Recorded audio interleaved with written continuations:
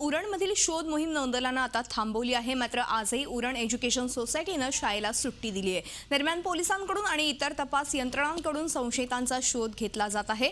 गुरुवारी उरणमध्ये संशयित दहशतवाद्यांना पाहण्यात आल्याचं समोर आल्यानंतर तातडीनं नौदलानं ही शोध मोहीम हाती घेतली होती आणि आता ही शोध मोहीम काही काळासाठी थांबवण्यात आल्याचं समजतंय। पोलिसांकडून मात्र शोध सुरूच आहे।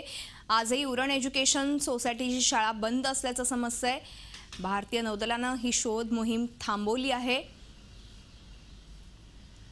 आपण बघतोय की काही विद्यार्थ्यांना गुरुवारी उरणमध्ये संशयित दहशतवाद्यांना पाहण्यात आल्याचं समजलं आणि त्यानंतर ह्या शोध मोहिमेला सुरुवात झाली। अखेर ही शोध मोहीम नौदलानं थांबवली आहे आणि एकूणच आपण ह्या संदर्भात अधिक माहिती घेणार आहोत आमच्या प्रतिनिधी स्वाती नाईक यांच्याकडून।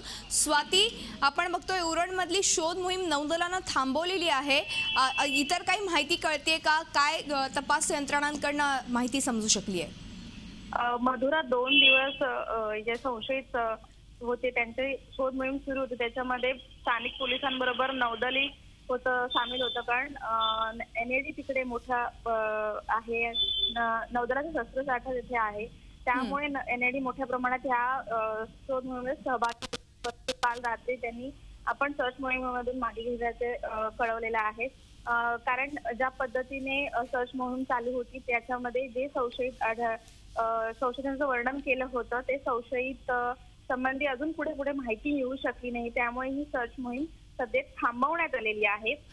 पोलिसांकडनं पण सध्या ती शांत करण्यात आलेली आहे, पण या संबंधित जे काही धागेदोरे आहेत त्याचा तपास मात्र पोलीस अजून करत आहेत। धन्यवाद स्वाती, या संपूर्ण माहितीबद्दल। आपण बघतोय उरणमधली शोध मोहीम नौदलानं थांबवल्याचं समजतंय। झी 24 तास रहा एक पाऊल पुढे।